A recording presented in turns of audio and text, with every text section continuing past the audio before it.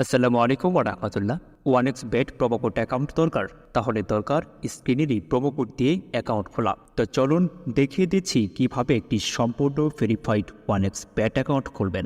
ওয়ানেক্স bet app একটি online betting app যার মাধ্যমে আপনি বিভিন্ন ধরনের স্পোর্টসে বেটিং করতে পারবেন। আর আছে গেমস খেলে টাকা আয় করার সুযোগ। যাদের ফোনে ওয়ানেক্স বেট অ্যাপটি নেই তারা যে কোনো ব্রাউজারে ওয়ানেক্স বেট অ্যাপটি ডাউনলোড করে নেবেন। এখানে স্ক্রিনে দেখতে পাচ্ছেন লগইন এবং রেজিস্ট্রেশন নামে দুটি অপশন আছে। এখানে রেজিস্ট্রেশন অপশনে যাবেন। এরপর দেখতে পাচ্ছেন কিছু অপশন দেওয়া রয়েছে।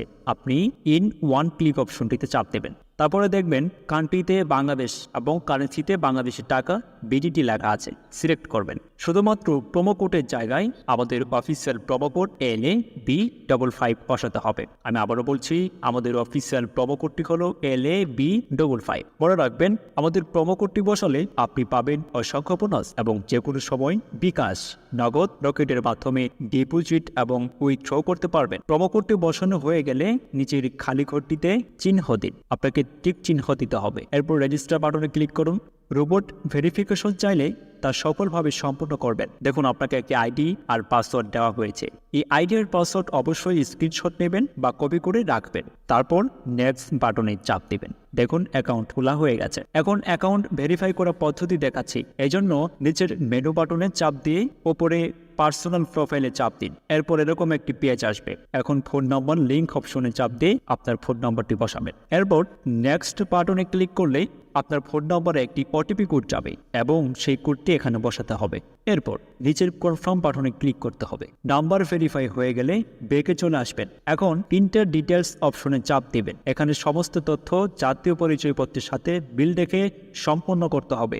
এখানে আপনার নামের প্রথম অংশ লিখবেন, তারপর শেষ অংশ লিখবেন। এরপর জন্মসাল, মাস এবং জন্ম তারিখ লিখবেন।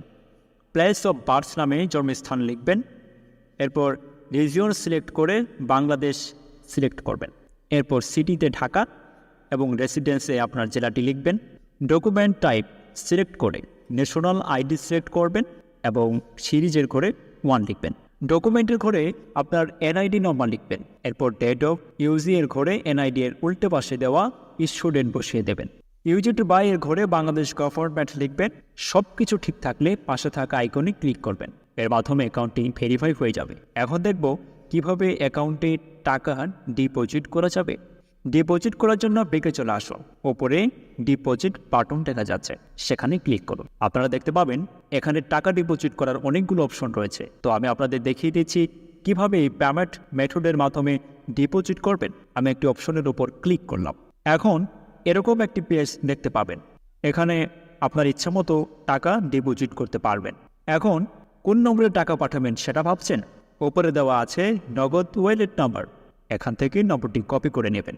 আগেই জানিয়ে রাখছি, এই নম্বরটি প্রতিবার পরিবর্তিত হয়, তাই টাকা ডিপোজিট করার আগে নম্বরটি কপি করে নেবেন। নম্বর কপি করা হলে নগদ অ্যাপে চলে যাবেন এবং ক্যাশ আউটের মাধ্যমে কপি করা নম্বরে টাকা পাঠাবেন।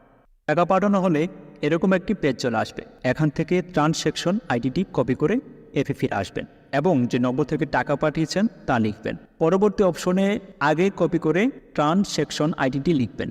এরপর কনফার্ম বাটনে ক্লিক করবেন। এর মাধ্যমে আপনার অ্যাকাউন্টে ডিপোজিট সম্পন্ন হবে। কিছুক্ষণ অপেক্ষা করলে আপনার অ্যাকাউন্টে টাকা জমা হবে। তো বন্ধুরা, আজকের ভিডিওটি এখানেই শেষ করছি। ধন্যবাদ সবাই।